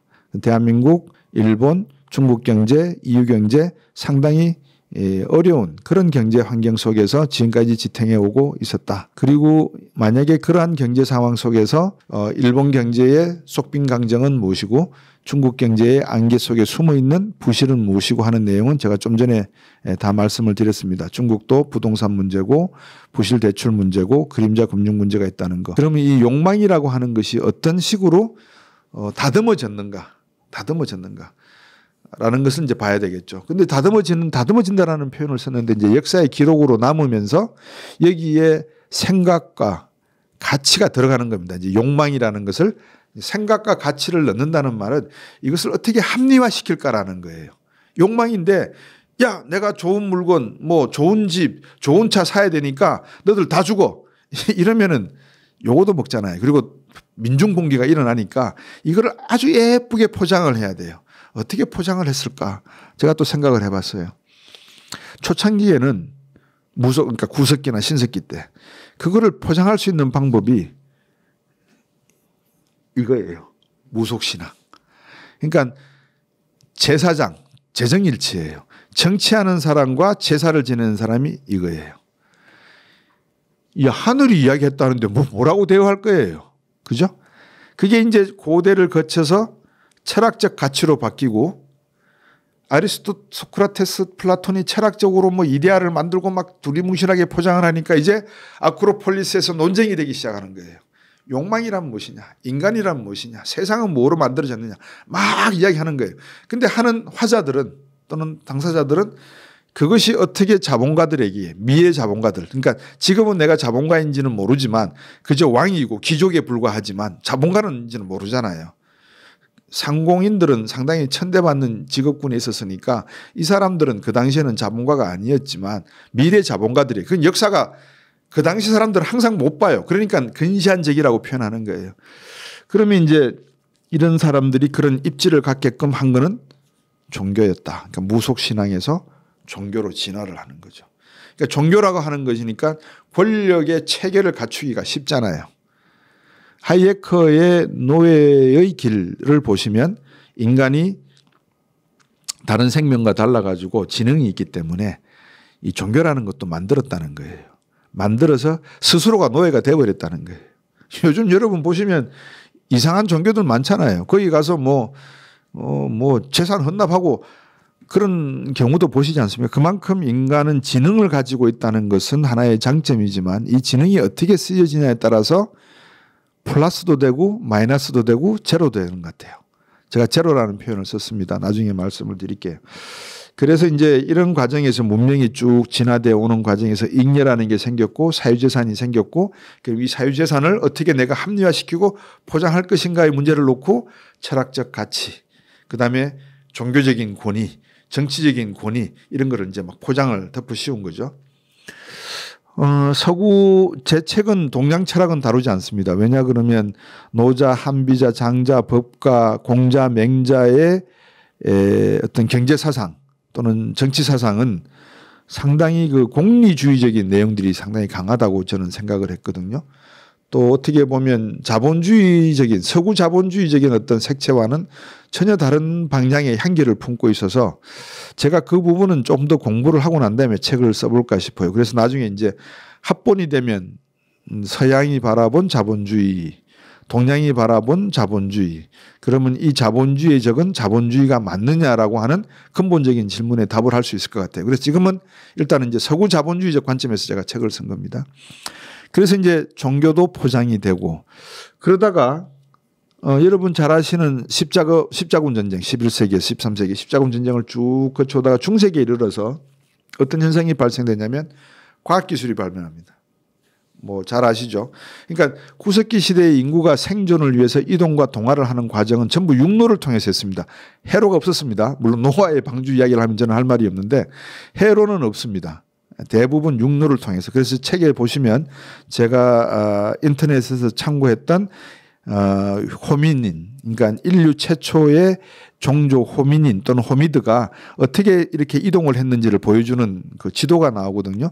그 인구의 인류의 이동 경로가 비단길의 이동 경로나 그러니까 서구 세계와 아시아 세계의 문명의 이동 경로와 거의 일치합니다. 지금도 그 길을 버리지 않고 있습니다. 그 다음에 중세에 들어오면서 과학기술의 발전이 일어났다고 제가 이제 표현을 간략하게 적어드리면 뭐가 나타나냐 그러면 이제 항해술이 나타나죠. 항해술이 나타나니까 가보지 않은 미래 세계가 점점 더 가까이 다가오는 거예요. 미래 세계가 다가온다는 것은 누구에게 가장 매력적인 거죠? 그렇죠. 뭐 자본가들이죠. 자본가들이 누구라고요? 왕과 귀족이라고 말씀드렸습니다. 상인들은 자본가가 아닙니다. 그 당시만 하더라도 제가 볼 때는. 그러니까 왕과 귀족이 자본가 계급들이었어요. 근데 상인들의 자본가적인 기질이 나타나기, 그러니까 창조적 파괴인 거죠. 슌페터의 말에 의하면 새로운 조직이 나타나면서 이 조직들이 정치를 앞세우고 종교를 앞세웁니다. 제국주의와 식민주의의 종교는 정신적 제국주의의 역할을 했고요. 십자군 전쟁도 마찬가지잖아요. 스페인, 포르투갈, 네덜란드, 영국, 프랑스 할 것 없이 아프리카에 식민지 내세우고 남미에 식민지 만들 때 항상 성당에서 보시는 신부님들이 이렇게 앞장서고 나가시잖아요. 임진왜란 때 우리나라에 쳐들어오더라도 일본 중들이 앞장서 가지고 목탁 두드리고 죽은 사람 위로하고 그러지 않습니까? 그러니까 종교라고 하는 게 어떻게 보면 상당히 어두운 사이드에서 바라보면 정신적 제국주의의 하나의 표상으로 비춰지기도 합니다. 이런 갈등들이 인간의 어떤 그 철학과 사상에 영향을 줬던 것 같아요. 중세 이후에. 그래서 인본주의나 르네상스가 일어나면서 16세기에 들어서 드디어 종교개혁이 일어납니다. 이 종교 이것도 가짜다. 그게 이제 켈빈과 루터에 의한 종교개혁. 그래서 그 사람들이 이야기하죠. 너희들 상업 자본가들이 진정한 자본가들이다. 너희들이 열심히 일하고 모은 재산이 결코 하늘나라 천국에 가기에 부끄럽지 않으니까 그 돈 잘 쓰면 된다. 여기에 이제 노블레스 오블리주가 나오는 겁니다. 사실상. 잘 써라 이겁니다. 열심히 일해서 번 돈을. 그래서 이제 과학기술의 문명이 발달하면서 항해술이 나오고 그 항해술의 제일 처음에는 노동이었잖아요. 이렇게 노를 저어갔습니다. 배를. 그러니까 노예가 필요했겠죠. 예, 그래서 전쟁하면 이긴 쪽이 피지배 계급을 노예 삼아서 노를 적게 했겠죠. 근데 과학기술이 중세로 가면서 발전을 하면서 드디어 18세기, 19세기에 전기기관이 나옵니다. 예, 바람을 이제 노를 젓다가 그다음에 뭐를 이용해? 풍력을 이용해서 돛담배, 범선이 나오잖아요. 그러니까 배의 크기도 달라지고 실을 수 있는 선적할 수 있는 양도 달라지고 이동할 수 있는 거리도 달라지고 그러다가 연료가 인력에서 노동력에서 풍력으로 바뀌고 그다음에 석탄으로 바뀌었잖아요. 석탄으로 바뀌고 난 다음에 나중에 석유로 바뀌고 석유에서 바뀐 다음에 어디로 바뀌어요? 원자력으로 또 바뀌고. 그죠? 이제 그런 식으로 과학기술의 발전은 인류의 이동과 동화의 속도를 상당히 빠르게 만들어 놓은 것 같아요. 이제 그런 관점에서 놓고 보면 그 부의 이동이라고 하는 것이 결국은 인류의 이동과 동화의 모습과 많이 닮아 있더라. 그래서 그 부의 이동은 바로 인간의 욕망, 근본적인 욕망, 그 욕망을 어떻게 합리화해 왔는가를 놓고 보면 그 발원점은 인류 시초부터더라. 이거를 내가 더 많이 가져야 되겠다라고 하는, 내가 더 많이 먹어야 되겠다고 하는, 내가 더 따뜻하게 지내야 되겠다고 하는 그 경쟁 속에 나오더라. 그러면 지금 우리가 이제 코딩 그러잖아요. 그럼 구석기 시대에 코딩이 있었을까요? 없었을까요? 암호화폐가 있었을까요? 없었을까요? 저는 있었다고 봐요. 논리 비약이라고 하셔도 뭐 할 수 없는데 어떤 의미에서 제가 그 코딩이 있었다라고 말씀을 드리냐면 동굴백화 나오잖아요. 여러분 동굴백화 보시죠. 거기 보면 이제 사슴 그림도 있고 사냥하는 그림도 있고 막 여러 가지 형태의 그림이 나오잖아요. 그거 사냥할 때 같이 참석하지 않은 사람 외에 그거 해석할 수 있는 사람이 몇 사람 될 것 같아요. 그렇죠. 그 코딩 해야 됩니다. 풀어야 됩니다. 그러니까 인류의 지능은 코딩의 역사와 함께 하는 거죠. 그러니까 지금 우리가 코딩 그러니까 상당히 어드밴스드 그러니까 선진화되어 있고 기술적으로 디지털화되어 있고 앞선 것처럼 보이지만 그 코딩이라고 하는 개념은 구석기 시대 동굴벽화에도 이미 존재했던 거예요. 그걸 해석을 해야 되잖아요. 그거를 해석하라고 동굴에다가 그림을 적어 놓은 거 아니겠어요? 기록한 거잖아요. 그럼 그게 데이터란 말이에요. 그러니까 인류의 문명의 진화, 서구 사회에서 인류 문명의 진화를 놓고 보면 그런 동굴벽화와 같은 끊임없는 코딩의 역할이 있었다라는 점. 그런 코딩의 역할이 문자의 발견, 세계사의 기록 문화로 이어져 오면서 철학과 사상의 발전이 합리화, 그러니까 자본주의의 합리화에 상당한 기여를 했다. 그렇게 보여집니다. 그중에 가장 현실적인 예를 하나 들어드리면 제가 책에서 언급을 간단하게 했는데요. 19세기 후반부의 빅토리아 여왕 시대의 영국에 문명률이 한 70% 됩니다. 여러분 잘 아시는 뭐 산업혁명 직후라고 보시면 되는데 문명이 발달하면서 많은 사람들이 도시로 이동을 하죠. 그럼 도시 질서는 무너지게 되겠죠. 그러면 무너진 질서를 회복하려면 어떻게 되죠? 홍보하고 교육해야 되겠죠. 홍보하고 교육하려면 어떻게 해야 되죠? 글자를 알게 해야 되겠죠. 그래서 교육제도가 빅토리아 여왕 시대에 급속도로 발전을 합니다. 그만큼 교육이라고 하는 의미는 새로운 선진 문물에 대한 문명의 발전을 이해하고 그 이해됨 속에서 같은 이해관계를 갖도록 동화시켜 나가는 과정에 절실한 것이다. 이렇게 보시면 어떨까 싶어요. 그래서 지금 교육제도 이야기할 때 우리가 하고 있는 교육제도는 그런 동화와 하나의 커뮤니티로서의 이해관계를 최대 공약수를 끄집어낼 수 있는 방향으로 교육이 되고 있는 게 아니라 각자 도생의 방향으로 우리나라 교육은 지금 이루어지고 있는 거거든요. 제가 볼 때는 그렇습니다. 그래서 보통 하이 리스크 하이 리턴인데 우리나라 교육은 로우 리스크 하이 리턴이에요. 의사가 돼야 되고 변호사가 돼야 되고 전문직을 가져야 된다 이거예요. 저같이 박사학위를 받아서 알든 모르든 막 방송에 나와서 이야기하면 아 그럴듯하다 싶으면 저 사람 이야기가 다 진실인 것 같이 보이기도 하고 그래서 막 연예인처럼 막 재밌게 이야기하면 아 저 사람 이야기 재밌게 해 뭐 유명한 사람이야 그러면 또 뭐 셀럽이 되기도 하고 돈도 많이 벌기도 하고 모든 것이 그렇게 변해가는 사회로 지금 이렇게 전이되는 그런 모습인 것 같습니다. 그래서 인류가 지금까지 가지고 오는 많은 그 역사 속에 구체적인 내용들을 보면 그 욕망의 본질은 끈을 놓고 있지 않고 있더라. 그것이 어떤 형태로 왔는지에 대한 그 변화의 모습이 있을 따름이지. 근데 그 변화의 모습은 때로는 정치가, 때로는 종교가, 때로는 자본가가, 또 때로는 서로가 시너지를 내서 많은 사람들을 눈가림 속에서 잉여 부분을 자기 사유화하는 과정에서 나오더라. 그런 내용의 이야기들을 이 책에서 전개를 하면서 제가 단순하게 그냥 뭐 철학적인 이야기만 적은 게 아니라 여러분이 잘 아시는 고양이 박스에 있잖아요. 책 보시면 아십니다. 그런 물리학적인 기초 물리학적인 내용도 제가 서술을 해드렸고요. 그 다음에 주식 투자를 했을 때 제가 저번 채널에서도 말씀을 드렸습니다만 애플이나 이런 미국의 유명 기업들을 1995년 IPO했을 때 만약에 100만 원, 1000불치, $1000를 샀을 경우에 지금 가치가 얼마일까까지도 계산을 해봤고요. 다 계산을 해봤어요. 결국은 문명을 리드해온 국가의 주가가 수천 배 뛰지 그 뒤를 패스트 팔로우로 따라가는 국가의 경제는 수천 배, 수만 배 뛸 가능성은 별로 없더라. 그래서 인간의 욕망을 먼저 알아내고 먼저 캐치해내고 이거를 잘 종교로 포장을 하든지 아니면 이데올로기 이념으로 포장을 하든지 뭐 자본주의다 사회주의다 공산주의다 잘 포장을 하든지 잘 포장하기 위해서는 그렇잖아요. 한 대기업이 25만 명 직원들이 있다. 그럼 여기는 병원을 세워도 되잖아요. 식당을 세워도 되잖아요. 건설회사 만들어도 돼요. 왜? 아파트 지어야 되니까. 그러니까 경제적 범위와 경제적 규모가 같이 돌아가는 거예요. Economy of scope, economy scale, economy of density가 같이 돌아가는 거예요. 그러면 미국이라고 하는 이 거대한 경제는 방금 말씀드린 그런 모든 필요 충분 조건들을 하나씩 자기 합리화시켜 나가는 과정이 만들어졌더라. 그것이 정치적으로 나타날 때는 프랑스 혁명이 나오기도 하고 영국의 권리장전이 나오기도 하고 인권선언이 나오기도 하고 미국의 독립전쟁이 나오기도 하고 그런 정치적인 형태로 나서 우리로 하여금 그 면만 보게 하더라.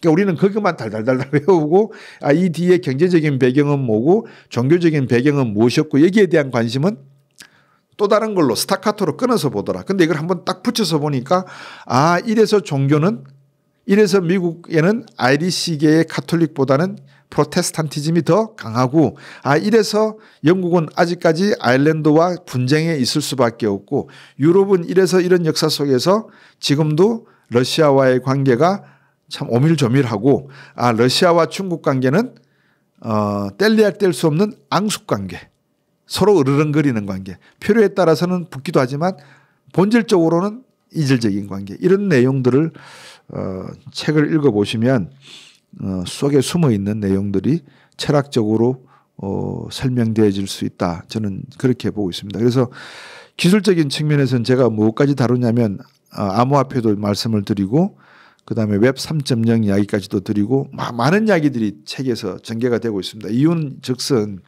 지난 시간에도 말씀을 드렸습니다만 우리나라 경제는 패스트 팔로우 전략만 써왔기 때문에 전략적인 포괄성 전방위적이고 동시다발적인 유연한 전략을 가져본 적이 없는 것 같아요. 근데 우리의 이제 경제발전 시스템은 유연해져야 되거든요. 다시 말하면 제국주의가 되면 어떻습니까? 대한민국은 제국주의가 되면 안 되나요? 많은 분들이 무슨 제국주의를 해 우리가 만주벌판을 침략해서 먹겠다는 소리야? 아니 우리가 전쟁을 일으켜서 먹어야지만 제국주의입니까? 아니잖아요. 남북한 통일이 된다고 가정해 보세요. 그러면 우리가 5,000 저쪽이 2,500 흑룡강, 연용성, 길림성 인구 1억 5천에서 2억. 그러면 이 시장권이 만주 시장권이 거의 3억의 시장권이 됩니다. 이거 우리가 잘 요리하고 전략적으로 유연하게 하면 제국주의적 관점에서 충분히 먹을 수 있는 거 아닌가요? 이제 그런 의미를 말씀을 드리는 겁니다. 한 국가가 도덕적이고 윤리적이고 공자주의적이고 유교적인 전쟁으로 나는 내 체면이 중요하고 채통이 중요하고 내 위신이 중요해. 그러니까 국민들 잘 살려야 되고 양극화 그거 큰일 날 일이고 출산율을 올려야 되고 다 옳은 말이죠. 근데 그 밑에 깔려 있는 게 있잖아요. 먹을 거 있어? 안 굶어 죽을 자신 있어? 이게 전제가 안 돼 있거든요. 근데 이게 전제가 돼 있어야 된다라는 말씀입니다. 앞에서 제가 사과나무 비교를 드렸잖아요. 처음에 사과나무 심어 놓으면요. 저도 사과나무 심어봐서 알거든요. 한 3년 지나고 나면 사과가 아주 풍성하게 열립니다. 근데 4년 5년차 접어들면 열리는 사과 수가 줄어들어요. 그럴 때는 새로운 사과를 심든지 새로운 과일나무를 심어야 되는데 그 역할을 해왔느냐는 거예요. 종교가 안 했으면 과학기술이 했어야 되고 과학기술이 안 했으면 정치가 했어야 되고 정치가 안 했으면 철학자가 했어야 되고 철학자가 안 했으면 경제학자가 했어야 되고 경제학자가 안 했으면 다른 인문사회학자가 했었어야 된다는 이야기예요. 그래야지만 한 사회가 인류 문명사적으로 진화하더라는 거예요.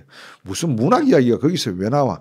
여러분들 영화 터미네이터 보세요. 1984년 처음 나왔던 터미네이터가 지금 제네시스까지 어떤 이야기가 이어지고 있죠? 인공지능 이야기로 계속 나오잖아요. 여러분 그 스티븐 스필버그의 2001년도에 AI라고 하는 영화를 보시는지 모르겠습니다. 그러니까 2001년도에 이미 스티븐 스필버그가 AI라는 영화를 만들어냈거든요. 그리고 로빈 윌리엄스 주연의 영화 중에서 로봇이 사람과 똑같은 피부 조직을 가지고 로봇이 가지고 있지 못한 게 하나가 있었어요. 로빈 윌리엄스가 연기를 했는데요. 사랑하는 감정에 대한 사랑하는 감정이 나오면 종국적으로 뭐가 나오는지 아세요? 눈물이 나와요. 근데 이 로봇이 결국 영화 끝에 눈물을 흘리기 시작을 해요.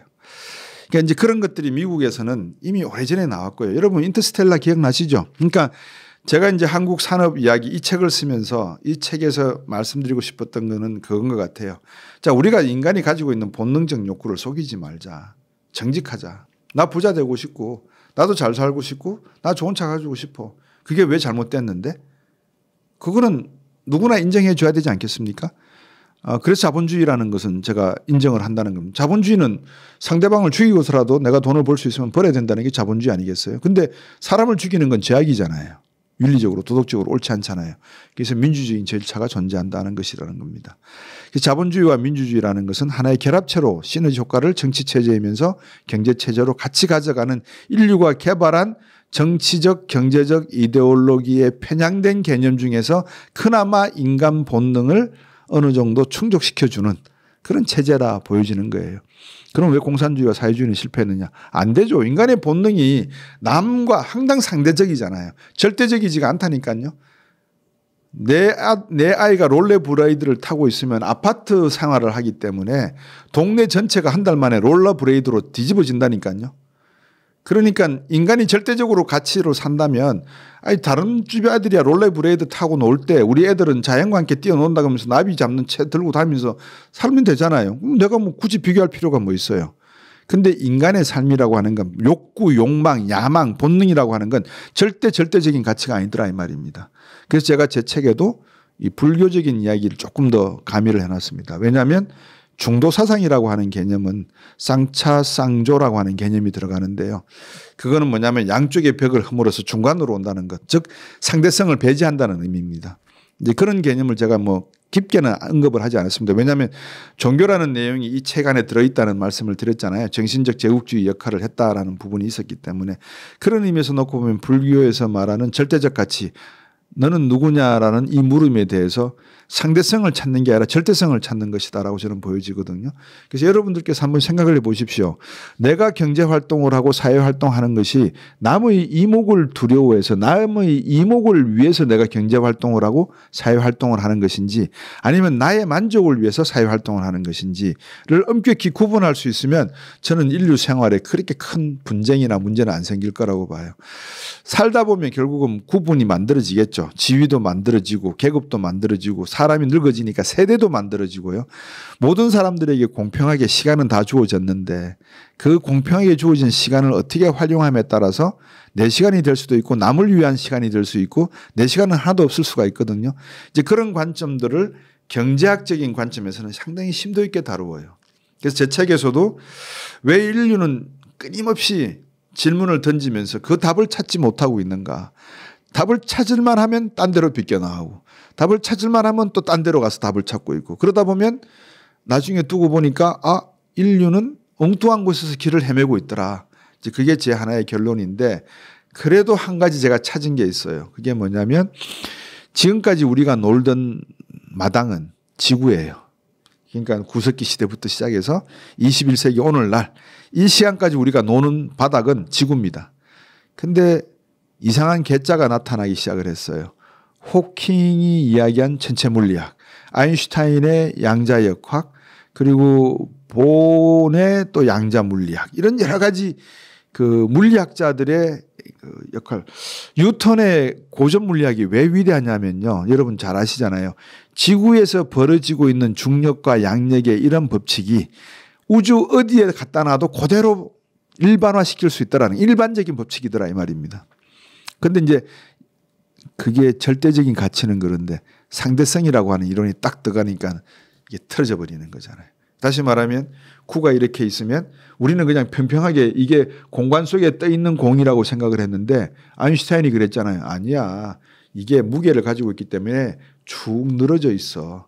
그래서 공간의 어떤 선을 가지고 있기 때문에 이게 지구가 공전하는 것도 일정한 형태고 중력과 양력에 당기는 힘도 밀고 당기는 힘도 일정한 형태고 그런 논리를 상대성 논리로 개발했지 않습니까?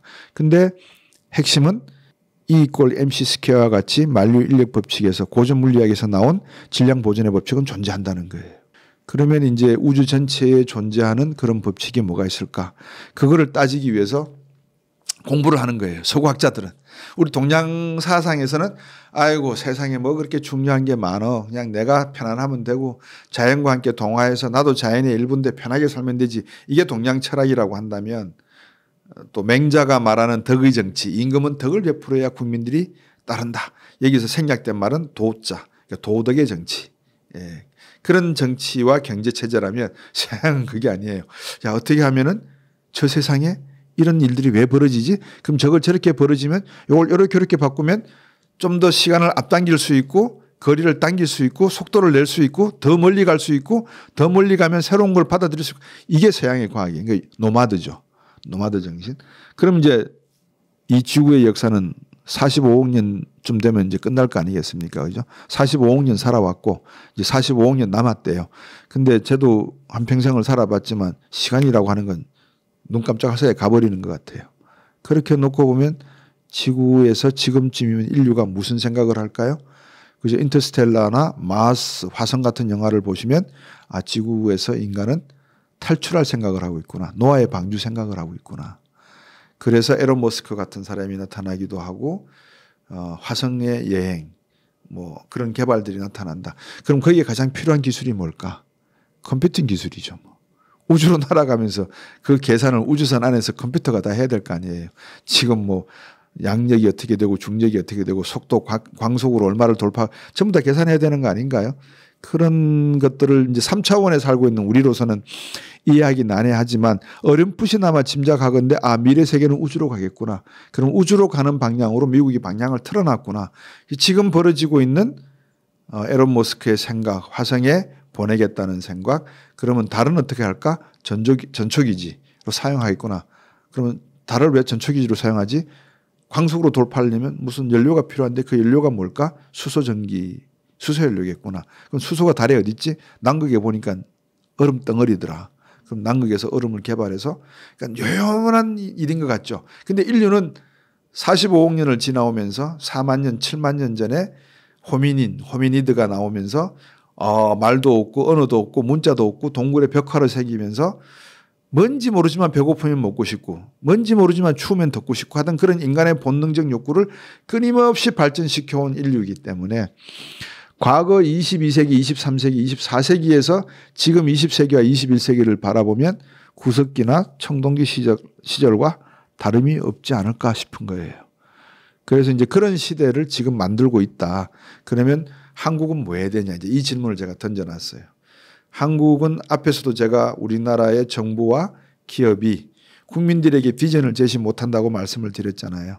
다시 말씀드리면 AI를 하고 싶다고요? 그러면 AI를 하고 싶다 그러면 미국은 2001년도에 AI라고 하는 영화가 나왔다고 했잖아요. 인타임이라고 하는 영화를 한번 또 보십시오. 그러니까 미국 제가 앞에서 말씀드린 인문사회과학이 같이 발전해 나가야 돼. 그래야 합리화가 되고 포장이 돼요. 누구는 앞에 나오고 누구는 뒤따라가고 물론 순간적으로는 그럴 수 있지만 종국적으로는 다 같이 가야 되는 거거든요. 그런 관점에서 우리나라는 어렵다. 보수적으로 말씀드리면 패스트 팔로우 전략은 이미 중국이 다 써먹었고 우리도 써먹었지만 그러면 이제 우리는 뉴 인벤션 새로운 것을 발견하는 시대로 가야 되거든요. 그러려고 그러면 뭐가 필요하죠? 제가 말씀드렸잖아요. 천체물리학. 시대 역사가 어디까지 내려가요? 고대 그리스 로마까지 내려가잖아요. 갈릴레오 갈릴레이. 그죠? 코페르니쿠스. 그 시대까지 내려간 역사가 누적되고 누적돼서 나침반도 중국이 나침반을 만들었지만 항해술도 만들고 천체 물리학도 만들고 점성술도 나오고 다 나오는 거예요. 그래서 지금 우주라고 하는 화두가 탁 떠오른 거예요.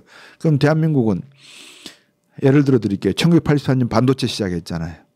1990년 PC 시대가 열렸잖아요. 왜 PC 시대가 열렸죠? 인터넷이 나왔으니까. 그걸 누가 했어요? 미국이. 그러면 미국은 모든 첨단 컴퓨팅 기술에 대한 리더이면 틀림이 없잖아요.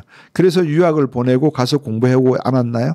그래서 필요한 게 반도체 학과가 필요했고 그래서 대학에서는 반도체 공과대학에 과를 증설을 했고 학생 수를 늘렸죠. 그래서 교육을 시켜서 그분들이 지금 삼성 반도체나 하이닉스 반도체의 초기에 설립자와 함께 이병철 회장이나 이런 분들과 함께 일했던 사람 아니에요. 근데 지금 적어도 AI를 이야기하려고 그러면 우리나라에는 뭐가 있어야 된다고요? 데이터. 근데 그 데이터가 없잖아요. 근데 말로 데이터. 이러니까 이게 안 된다는 이야기를 제가 하는 거예요. 10년 동안 뭔가 투자한 게 있어야 되는 거 아니에요. 그 투자 중에서 가장 중요한 게 뭐라고요? 기초. 동굴벽화가 기초였다니까요. 거기서 뭐가 나왔다고요? 코딩이 나왔다고요. 그러면 그 코딩이 나온 동굴벽화에 AI에 비유를 하면 뭘까? 데이터죠. 그 데이터를 끌고 모았어야 되잖아요. 그죠? 그 끌고 모은 데이터 센터 하나 변변한 짓고 있다는 이야기는 들었거든요. 근데 누가 왜 무슨 목적으로 그걸 내가 모르겠어요. 이거는 대대적으로 홍보가 돼야 돼요. 그래야 의대 정원 2,000명 수가 중요하지 않고 앞으로 AI 인력이 이만큼 필요할 테니까 AI 학과를 만들어서 빨리 AI 증설하고 학과를 개설해서 교수들 초빙하고 교육해야 된다. 이 이야기가 나올 수 있는 거죠. 근데 그 내용이 국민들에게 알려지지 않으니까 마치 뭐 이렇게 되면 민생경제하면 민생경제가 해결될 걸로 아는 것처럼 AI 학과 만들어라 그러면 만들어지면 곧바로 뭐 다 되는 것처럼 착각하고 계신 거 아닌가 모르겠습니다. 왜? 기초가 약하다는 뜻입니다. 대한민국은 제가 누누이 말하지만 기초물리, 기초화학, 기초생물, 기초천체물리 모든 이런 기초과학이 농축되고 응축됨으로 해서 거기서 파생되는 어떤 그 현실적이고 실질적이고 미래 가치적인 비전이 안 보인다. 그래서 우리 스스로가 이제는 질문을 한번 던져볼 때다. 인류가 끊임없이 질문을 던졌다고 제가 책에 썼지만 그 인류는 유목민적 DNA 유전인자를 가지고 있는 서구 자본주의와 민주주의자들에 의해서 던져진 질문입니다. 심지어 아이젠하워는 미국 경제는 군산복합체라서 망할 수밖에 없다라고 아이젠하워 대통령이 이야기를 했어요.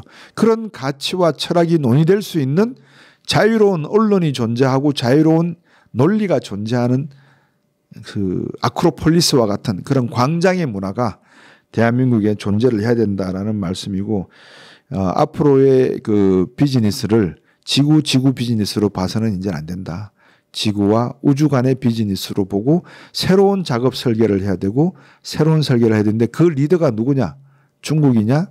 러시아냐? 미국이냐? 저는 미국이다. 그러면 미국은 우주 시대라고 하는 것을 준비하기 위해서 양자 컴퓨팅, 양자 물리학, 그다음에 AI, 바이오 이런 모든 것들이 동시다발적으로 인프라적으로 열리고 있다. 여러분들 잘 들어보셨지만 70년대 우주선 띄울 때 원숭이 싣고 갔다. 그다음에 식물을 하나 싣고 갔다. 왜 그랬을까 생각을 해보시오. 그냥 뭐 동물은 어떻게 반응할까 진공 상태에서 이게 아니에요. 앞으로 인류가 이동하게 되면 짐승들도 옮겨야 되잖아요. 그죠? 그다음에 여자 우주 항공사들이 등장하기 시작을 했죠. 종족 본능을 해야 되잖아요. 인류도. 그럼 남자들만 쭉 날아가가지고는 종족 본능이 되나요? 안 되죠. 그런 의미에서 이런 우주 비즈니스에 대한 실험은 미국과 서구는 적어도 1910년도부터 일어났을 것이다 라는 전제를 놓고 우리가 진정한 패스트 팔로우가 되려면 지금부터라도 1970년 이후에 일어났던 서구 문명의 발전 과정, 인류 문명사적인 발전 과정에서 교양, 인문, 철학, 사상, 과학 이런 모든 것들을 한번 다시 전반적으로 들여다봐야 되지 않냐라고 하는 내용이 이 책에 들어 있습니다.